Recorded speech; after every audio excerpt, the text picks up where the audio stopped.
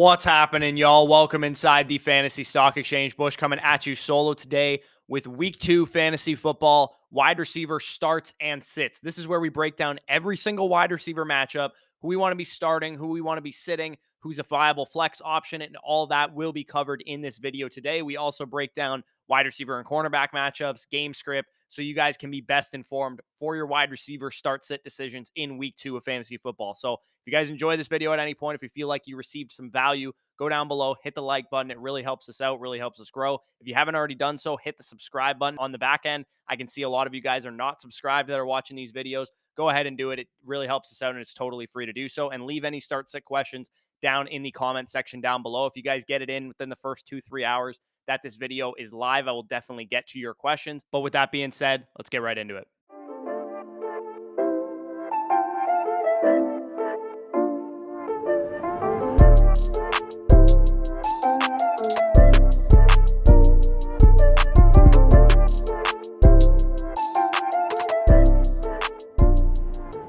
So quick reminder before we get into it, check out our new sponsor, EstablishTheRun.com. You can use promo code FSE for 10% off at checkout any of their packages. If you guys play DFS, if you guys play, prop bets, all that kind of stuff, they have some of the best analysts in the industry, the most well-researched DFS and player prop guys out there. And like I said, promo code FSE gets you 10% off whatever you purchase there. So we really appreciate them for sponsoring the show. Here is the matchup chart, though, of the wide receiver week. This chart is a composite of 50% last year's ranking of these defenses and 50% of week 1. Since we don't have a ton of information on these defenses yet, I'm still going to incorporate some of last year's data into this. Once we get to like week 7, week 8, we'll know exactly what these defenses are. But for now, we're going to use a little bit of last year's as well. So if you guys are listening to this on podcast feed, I suggest heading over to YouTube because I won't be saying everything that is on the screen for timeliness sake. Spreads, over-unders, wide receiver, cornerback matchups. All that stuff will be on the screen as I'm talking, but I won't necessarily touch on all of it. So before we get into the first game, which is Thursday Night Football, here are the Week 2 shadow matchups according to PFF's Eden Harditz. We expect, Michael Thomas and Carlton Davis to go at it.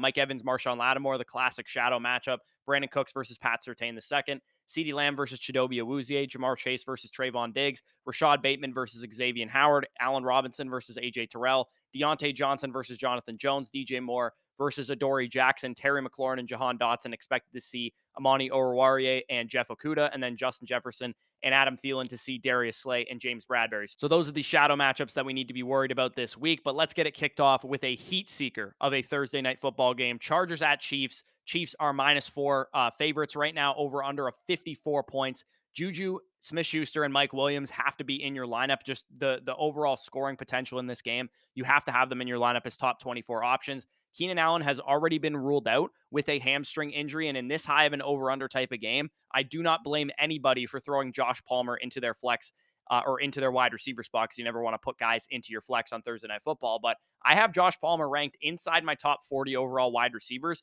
He ran 71% of the routes last week versus DeAndre Carter's 40%. So I know Carter had the better game, but with Keenan Allen out, I expect Josh Palmer to be the guy out there in 2 wide receiver sets. If you need a desperation flex option, if you picked him up off of waivers, I do think he is a viable option this week.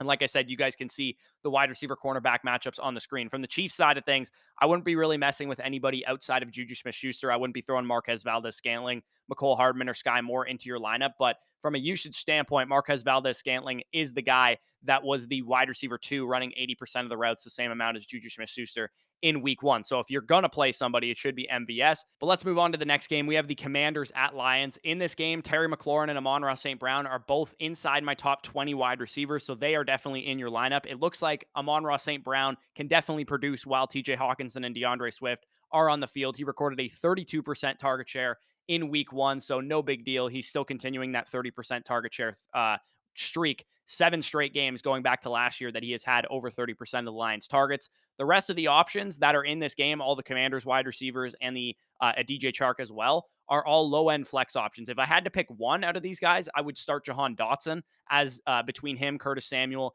and DJ Chark. He operated as the wide receiver 2 in his first NFL game, running 90% of the routes last week to Curtis Samuel's 83%. But Dotson, Samuel, and Chark are all inside my top 50 wide receivers for the week. So you could definitely do worse if you have no other options. Hopefully some of you guys out there picked up Jahan Dotson, picked up Curtis Samuel as good stashes going forward. And you guys can see the matchups for them on the screen, a little bit tougher matchups for the Washington receivers than they would have had last week in Jacksonville. So moving on to the Dolphins at Ravens, Tyreek and Waddle are definitely going to be in your lineup this week. Top 24 guys every single week. They absorbed 55% of the Dolphins' targets last week in week one, which is exactly what should be happening. This offense should be running between those two guys. And honestly, it should be 60 to 65% of the total targets going to those two stud wide receivers. Also, the Dolphins sneakily passed at the highest pass rate above expectation of any team in week one. You can see on the screen right now, there's a chart that showcases the Dolphins were a pass-heavy operation, which is not something that we necessarily thought coming into Mike McDaniel's coaching tenure because he comes from San Francisco, historically a run-heavy operation. So good news that the Dolphins are playing a lot more up-tempo, a lot more pass-heavy than the 49ers have been in the past. On the Ravens side of things, we have Rashad Bateman.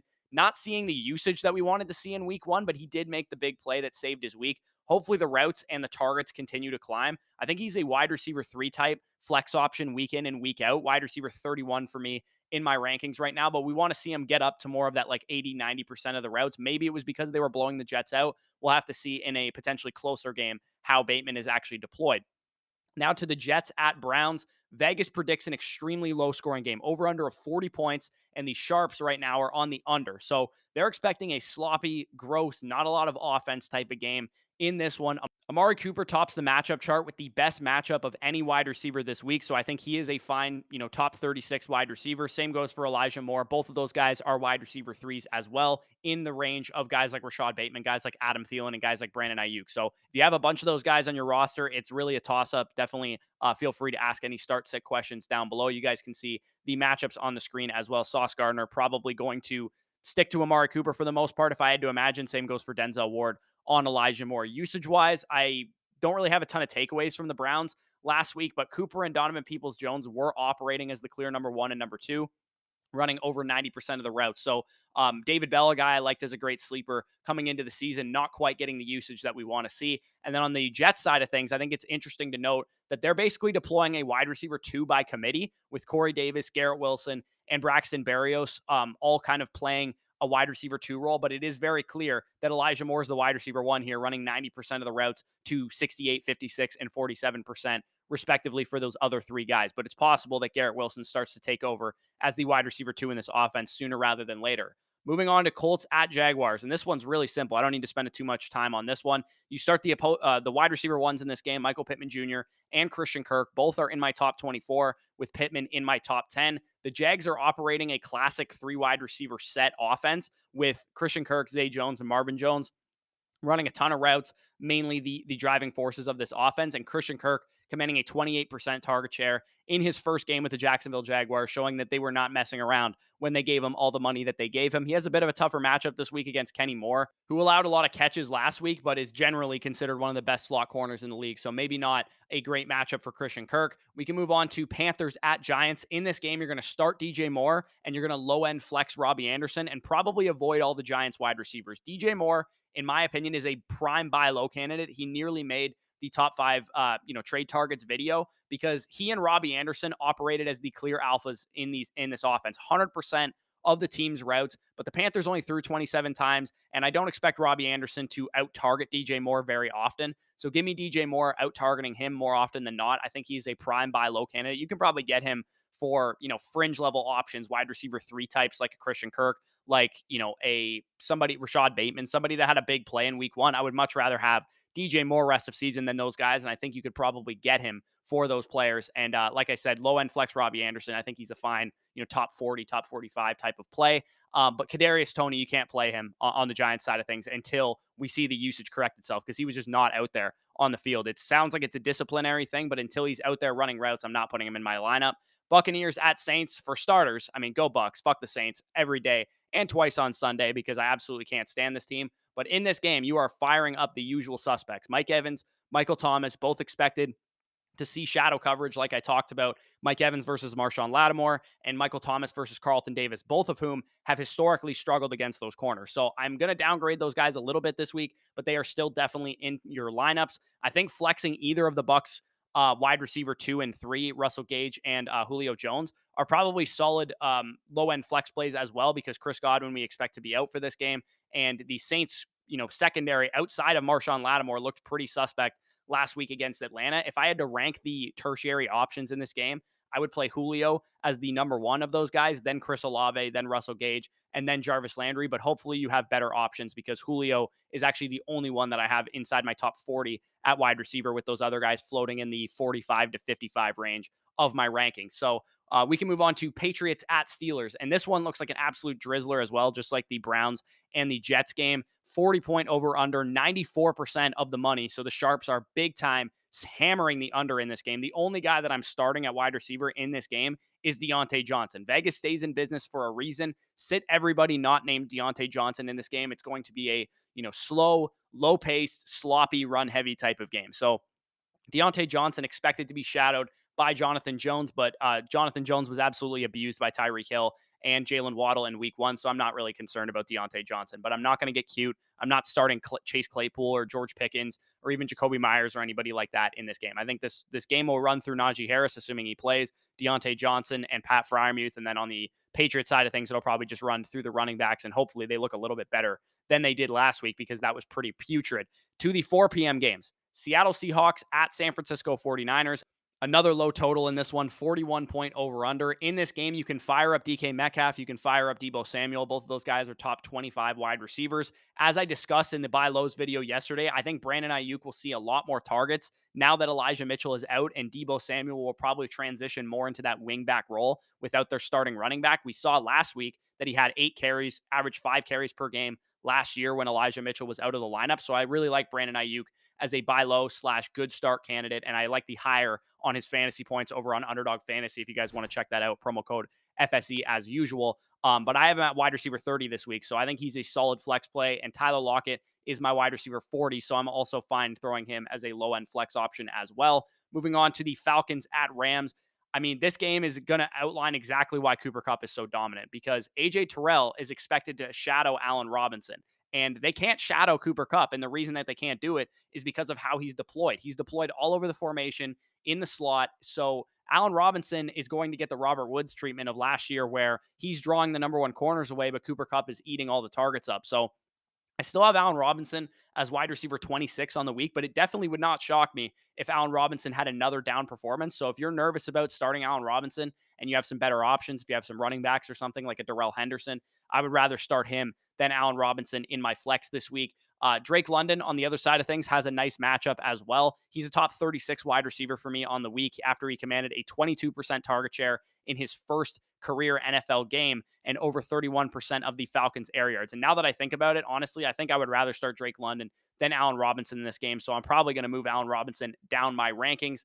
Bengals at Cowboys, the next game that we have here. No word yet if T. Higgins is going to play. He's currently in the concussion protocol, but if he clears the concussion protocol, he's probably a top 12, top 15 wide receiver, and he's definitely in your lineup and could have a big, big game going up against, the opposite of Trayvon Diggs, because Trayvon Diggs is expected to shadow Jamar Chase. Now, I don't really care because Jamar Chase is such a stud, but it does, lean to the fact that T. Higgins might have a bigger game if he's playing. If T. Higgins is out, I think Tyler Boyd is a fine top 40 wide receiver option as well, especially in PPR leagues. On the Cowboys side of things, I broke down CeeDee Lamb as a great buy low opportunity in yesterday's video, and this is why I think he's a great buy low. If you guys missed it, losing Dak Prescott definitely hurts CeeDee Lamb, but CeeDee Lamb posted 17 PPR points in the one game that he played with Cooper Rush last year.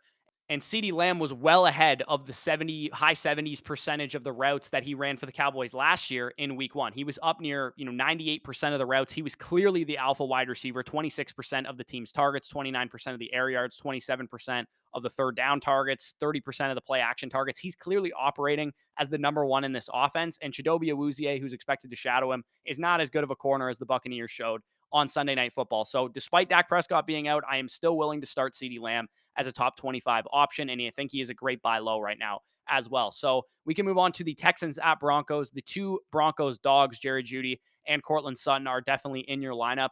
And Brandon Cooks is also probably a top 30 option as well, but I'm not excited about him because he is expected to be shadowed by Patrick Surtain, who I think is maybe not a household name yet, but he is a great corner. And Brandon Cooks in the Texans offense, I just don't trust them to be very productive in this game against a tough Denver defense. So not a must start in my opinion, but both guys were out there for the Broncos at over 90% of the routes on Monday night with Jerry Jeudy and Cortland Sutton. And also, I don't think they're going to target the running backs and tight ends as much as they did on Monday night. So I expect Jerry Jeudy and Cortland Sutton to probably carve out better target shares than they showed Monday night.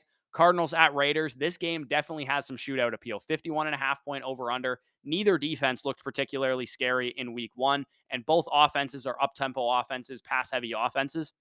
In this game, clearly Devontae Adams is going to be in your starting lineup here and, going forward. I find it hilarious that people actually thought he wasn't going to get an alpha target share in this offense because Darren Waller and Hunter Renfrow were there. 45% target share is probably not going to happen every single week, but I do think he is going to be a top 3, top 5 wide receiver for the rest of the season. In this game, also, I really like Marquise Brown to bounce back in a much easier matchup than what he saw last week against Kansas City, playing in a terrible game script. So I really like Marquise Brown to bounce back. I also like the higher on his fantasy points in this game, according to Underdog Fantasy. And then Hunter Renfrow probably took a huge, fall from grace. He might even be on your waiver wire after what happened in week one and what people saw with Devontae Adams. But I do think he's a fine, top 45 wide receiver for me this week and probably for the rest of the season as well. But anybody who drafted Hunter Renfrow thinking he was going to do what he did last year, sorely mistaken. When Devontae Adams comes in, that definitely, takes a big hit for those ancillary receivers like Hunter Renfrow. Now, we go to Sunday Night Football, and it is Bears at Packers. Of course, we know Green Bay owns the Chicago Bears, which is probably why the line in this game is Green Bay -10, even though they only scored 7 points last week, and Chicago is actually 1-0. It's a 41.5 point over under. I don't give betting advice, but if you guys wanted to bet on this game, I really love the Bears against the spread. 9.5, 10 is what most sports books have them. I'm probably going to throw a few bones on this one myself, but from a fantasy perspective, you're not really excited about any of these wide receivers. Darnell Mooney is probably the one that you would start in this game as a top 36 type of option. And I think he should bounce back in what was like a complete slot fest against the 49ers in week one. But I talked about, Christian Watson on the waiver show from the Packers side of things. He saw the most routes on the team in his first NFL game after missing most of training camp. So I think if he's on your waiver wire right now and you're holding, a Trevor Lawrence as your second quarterback after you already have like Jalen Hurts or something, I would drop your second quarterback, drop your second tight end if you already have an elite option. Go and stash Christian Watson because he could definitely turn into something. And if he catches that long touchdown instead of dropping it, we're not even having this conversation right now. He would be, one of the top waiver pickups of last week. And I really don't care that Allen Lazard is coming back. A lot of people might say, well, Allen Lazard's coming back. Are we worried about Christian Watson now? No, Allen Lazard is dust. If you have a chance to sell him before this game, I would highly suggest you do so because everybody might still think that he's the missing piece and he's the alpha of this offense. I don't think he's going to turn into anything. So make sure if you guys have Allen Lazard on your roster, try and shop him for like a Brandon Ayuk type if you can. So moving to Monday Night Football, and we actually have 2 games on a Monday night doubleheader this week. We have Titans at Bills. Bills are favored by 10, 48-point over under. Sit all of the Titans wide receivers in this game. Don't start Robert Woods. Don't start Treylon Burks. Don't start Kyle Phillips. Burks isn't playing enough snaps yet to warrant being a starter for your matchup. So this is also a brutal matchup. The Bills defense looked absolutely fierce against the Rams last week. We might get Tre'Davious White back, which even hurts them at the Titans even more. So I'm not expecting a very close game here. I think the Bills are going to win this one handedly, and I don't think the Titans are going to get a whole lot going on offense. So the Bills receivers are the guys that you want to start in this game. Diggs and Davis, just call it a night. Put those guys into your lineup. Should be a favorable matchup for the Bills to do work against the Titans. You guys can see the matchups on the screen for Diggs and for Gabriel Davis as well. I'm totally cool putting those guys in as top 24 wide receivers this week. And finally, we move to the Vikings at Eagles. This is not a good matchup for Justin Jefferson. It's not a good matchup for Adam Thielen either because Darius Slay and James Bradbury might be probably the best cornerback tandem in the entire league. But Justin Jefferson is matchup proof. I don't really care who's defending him because I think he's probably a lock for 100 yards a game. But I still do like Adam Thielen despite the tough matchup for him as a top 36 wide receiver. So those guys into your lineup, 50.5-point over under in this game. I expect probably a lot of points on both sides. And both teams really, after being run heavy teams last year, showed that they're going to be more pass heavy than what we saw. And I like Dalvin Cook to bounce back this week with the wide receivers having potentially tougher matchups. On the Eagles side of things, A.J. Brown could go absolutely dummy again after what he did to Detroit. I think the Vikings secondary is probably just as bad as Detroit's. I have Devontae Smith right now at 37 among wide receivers. So even though he put up a donut last week, I still think he's a solid flex play in your lineup because, like I said, 50.5-point over under. I expect quite a bit of points to be scored in this one. So if you guys enjoyed this video, like I said, like, comment, subscribe. I will throw the matchup chart on the screen one last time so you guys can check it over. But if you guys haven't already done so, I made some references to some of the pick'em lines that I like this week. Check out underdogfantasy.com. If you guys want to take some of this advice right into action, you can run some battle royale drafts for DFS contests. You can do some higher or lower pick'ems, as I showed throughout the video, on players' fantasy points, on their yards, on their attempts. All that kind of stuff is available on Underdog Fantasy. And it's a ton of fun. It's a fun way to get some skin in the game without having to, bet pick'ems and spreads and all that kind of stuff. So promo code FSE at sign up and first deposit will get you 100% back on whatever you put in on Underdog Fantasy. So if you put in $20 to do some pick'ems, you'll have $40 on the site to play with. And as a free gift, as a thank you for using our promo code and not our competitors' promo codes, you guys will get our weekly rankings for free. So you never have to join a start sit live stream again. You can just check our weekly rankings and be on your merry way. You'll also get our dynasty rankings for the rest of the season, which will be updated bi-weekly every 3 weeks or so. And coming soon, we're also going to have our rest of season rankings coming as early as week 2, week 3. So that will all be available to you just for using the promo code FSE at sign up and first deposit on Underdog Fantasy. And if you guys want access to all that stuff and you're in a state that does not allow Underdog, or you already are a member on Underdog Fantasy, patreon.com/fantasy stock exchange is how you can get that. Really appreciate all the support you guys have shown to the channel. We are closing in on 15,000 subscribers, 10,000 subscribers, or 10,000 followers over on TikTok. If you haven't checked us out over there, make sure you do so, because you're going to find some content over there that you won't find here. So with that being said, peace out, and we'll talk to you soon.